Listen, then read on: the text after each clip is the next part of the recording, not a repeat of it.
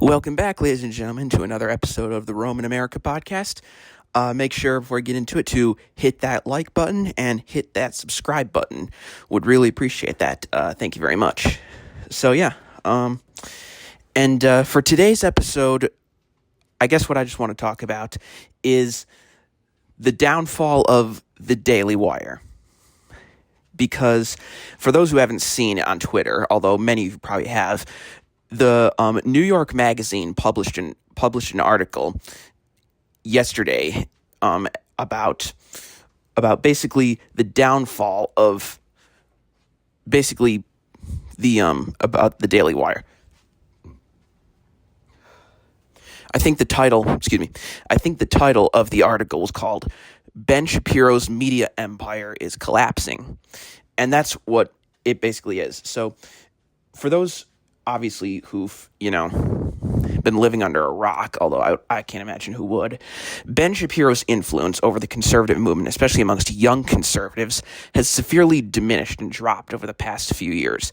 So, and I can remember a time, by the way, when he was one of the largest voices in conservative media, and now he seems to have really dropped on the scale. Like, if you were to rank, on a scale of 1 to 10, how much influence Ben Shapiro had on young conservatives, I would say that it really has diminished, quite honestly. It really has diminished. I mean, if you look at, back at, I would say 2017, 2018, back at the beginning of Trump's first term when he was on college campuses, doing those speeches and all that stuff and those Q&As and all that stuff, I would say, yeah, on a scale of 1 to 10, 1 being the least, 10 being the most, Ben Shapiro amongst conservatives, especially amongst young conservatives, he was at a 9 or a 10 with his influence. Honestly, he was at a 9 or a 10. I mean, literally everyone who was involved in conservative politics, especially college students, everyone knew who he was. Everyone was pretty much getting their views from him.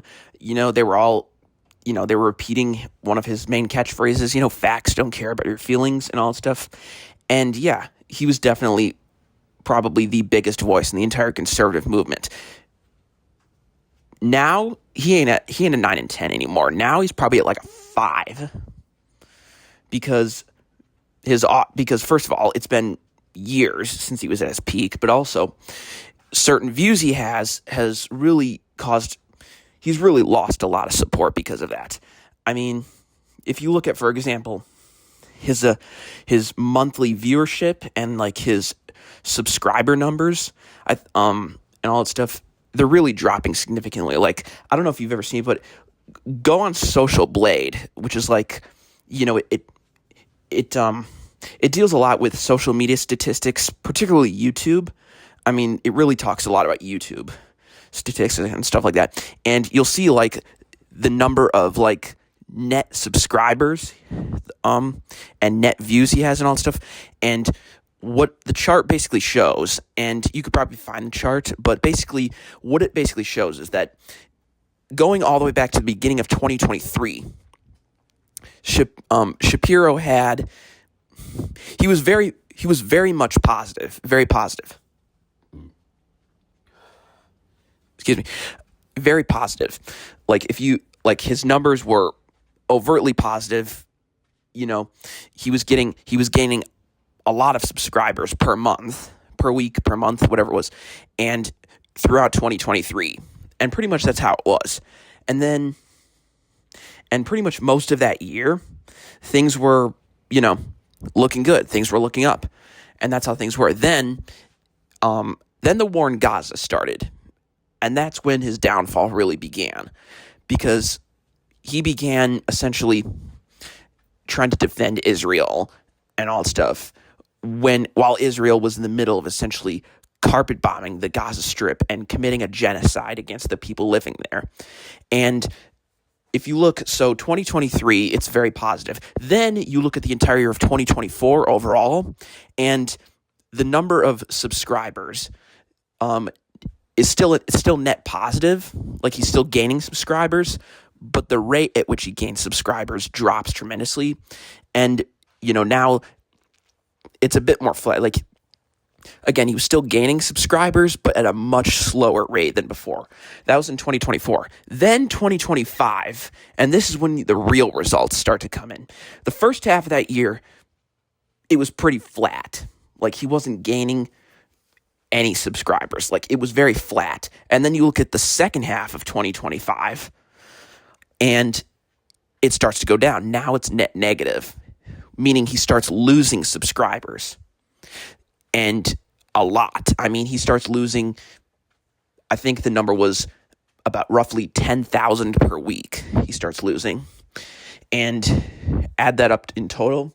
And he's lost since then, really since last summer, he's lost at least, maybe more, at least 150,000 subscribers. That's the number of people that have unsubscribed to his YouTube channel.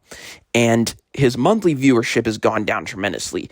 In mid-2023, before all this stuff in the Middle East kicked off, he was averaging, I think it was combined on his YouTube channel, he was averaging, I think it was, and by the way, when I say YouTube channel, I mean his actual shows and the clips of those shows combined, he was averaging, I think, 170 million viewers per month in total. Today, he's only averaging 22 million. So that's roughly, if you do the math in your head, that's roughly, I think, like an 89% loss. 89% loss in just 3 years, which really does show that the tide has turned against him. You know, the elites in the Republican Party still agree with him, but the grassroots voter base of the party has turned against him and no longer agrees with him. And it's not just Ben Shapiro that's dragging the Daily Wire down. It's also the fact that they've had a lot of personnel changes since then. I mean, in March of 2024, obviously is when they fired Candace Owens, and everyone pretty much either suspects or agrees it was because of her criticism of Israel. They lost her, and the mistake, and that was the reason that was such a huge loss for them, was because that Candace had built a fan base, and this is important to remember. Candace Owens had built a fan base while she was on the Daily Wire, but it wasn't a Daily Wire fan base. It was a Candace Owens fan base. So when she left the Daily Wire, she took all of those fans with her because they weren't loyal to the company she worked for. They were loyal to her. And Candace has, you know, I forgot how many subscribers she has now. She's got like 7 to 8 million followers on X. But she's definitely in the millions. I don't know, it's 2, 3, 4, I don't know. She definitely is in the millions in terms of her subscribers on YouTube. And so all it did was increase. All it did was go up after she got fired. That was in March of 2024 is when she was fired. Then in December of that year, at the very end of 2024, is when Brett Cooper left the Daily Wire. And hers was more of a voluntary leave. Like, she wasn't fired. She was basically just she basically had these contract disputes and negotiations that there were these contract disputes. There was disagreements between her and the company, and as a result, she just left. She quit. You know, I don't know if she quit necessarily or she just left when her contract expired, but basically she quit. So that was and she was and by the way, take a look at her channel too. So the channel that Brett Cooper used to run was called The Comments Section. For all those who probably know about it yet, it was called The Comments Section. The thing about that channel, though, was it wasn't Brett's channel. It was the company's channel. And so when she left and her producer, I think it was her producer for the show, when she replaced her as the new host for that show, the viewership on that channel dropped tremendously. Because clearly she doesn't have the same energy that Brett did. And Brett has built her own channel now. She has, I think, at least 1 million subscribers on that channel, maybe more.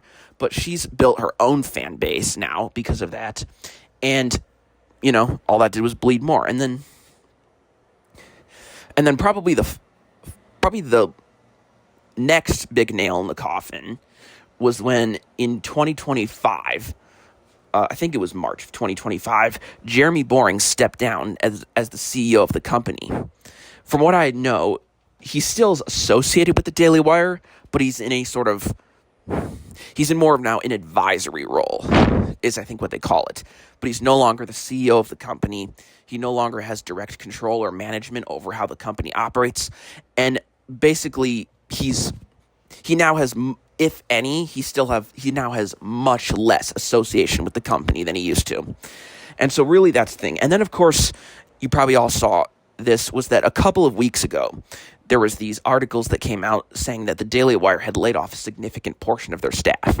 Now, I don't know what that portion was. The numbers are debatable. Like, for example, on a video that he made today, which we'll get to in a minute, Ben Shapiro claimed that that the Daily Wire laid off, I think it was 13% of their staff, which, is a significant portion. It's like, that's 1/8 of their entire staff that they laid off. And then, of course, some people, say it was 50%. Some people say as high as 60%, which, I really don't know about that. It probably is somewhere in between. So it's probably like, I don't know, probably, if I had to guess, it's probably more like 30 to 40%. So, I think it was more than what Ben Shapiro said, but I don't think it was as much as the high estimates were putting it at. But the point is those layoffs suggest that, they're not bringing in as much revenue. And if they don't bring in as much revenue, then they can't pay their employees. So what do? They have to lay off their employees. That's just how it is. Now, unfortunately, the thing is that what this really does show is that the Daily Wire overall has basically, what they did was they made a massive gamble over these past few years, and they had some success, but some not so successful. They had a bunch of media projects that they had in the works. For example, the two biggest, most successful projects were documentaries, both of which made by Matt Walsh. First one came out in 2022 called What is a Woman? And that was a culturally revolutionary documentary that even people who were apolitical heard about. So that one was a massive success. And then there was another one that was, I wouldn't say quite as successful, but still very successful, called Am I Racist? Which he released in 2024, I think it was. And so on that front, they've had some successes, but then they also have other things going on. Like, for example, they tried to make a Western movie with Gina Carano. They tried to make some children's books, I think. They launched, Jeremy's Razors, Jeremy's Chocolates. They made a show with Brett Cooper starring called The Pendragon Cycle, about like the Arthurian legend or whatever, which took months and months to make. Jeremy Boring and Brett Cooper spent months and months over in Hungary, over in Eastern Europe, making the show.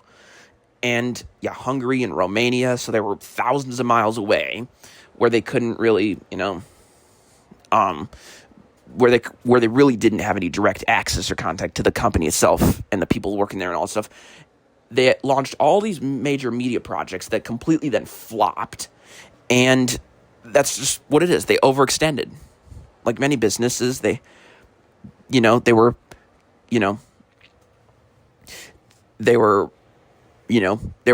gaining success, and they were so desperate to gain even more success that they overextended, and it backfired on them ultimately. And so that leads now to the ultimate culmination, which is this New York Magazine article talking about how Ben Shapiro's media empire is now collapsing and being replaced by people such as Candace Owens, Tucker Carlson, Megyn Kelly, and of course, yours truly, Nick Fuentes. I don't know why I said yours truly, I'm not him. But anyways, Nick Fuentes, of course, is the big one. And the reason why is because, for many reasons, but the big one, of course, is because of Ben Shapiro's support for Israel and how Americans, especially young Americans, are becoming disenfranchised and disillusioned because they do not support Israel the same way that older generations previously had supported Israel. And they do not see things the same way as they did. And Ben Shapiro is trying to hold on to his audience and is trying to appeal to and influence younger voters, but he's not but he's not able to influence them in the same way that Nick Fuentes is, because he is conveying a different message than Nick is. And the message he's conveying is that in order to be a true conservative, you have to support a hawkish foreign policy, you have to support the state of Israel, you have to combine militarism and imperialism with patriotism, and if you don't support any of that stuff, you're just some pot-smoking, blue-haired, hippie, leftist, communist, whatever, who hates America. And so that's the message that Ben has been trying to convey to conservatives, especially young conservatives who don't want all of these, military interventions overseas. And, it's going right past them. It's going in one ear and out the other, because they're like, we've tried this for decades. Like, Conservatism Inc., this is the message they've been conveying to us for decades, and it is not resonating with us because the results are not what they should be. We all know what the results are, which is we spend trillions of dollars, we kill millions of people, and defense contracting companies make billions of dollars for themselves. And none of it seems to benefit Americans, everyday Americans, in any way, shape, or form whatsoever. Nobody feels safer than they did 30 years ago. Nobody feels safer. And so, because of that, Nick Fuentes, amongst the others that I named, are tapping into a part of the conservative movement that feels left behind and disenfranchised. And he's one of the people that is inspiring them and giving them hope. And instead of saying, instead of trying to figure out, hey, what am I doing wrong? Instead, Ben Shapiro continues to attack them and say that these people, that, hey, I'm right. I get to dictate who is and who isn't part of the conservative movement. And if you listen to these people, you have to know that these people don't care about you. They're just, Nick Fuentes he's a stupid neo-Nazi. He's a neo-Nazi, whatever, and he's a grifter, and he's a Jew hater, and all this stuff, and blah, blah, blah, blah, blah.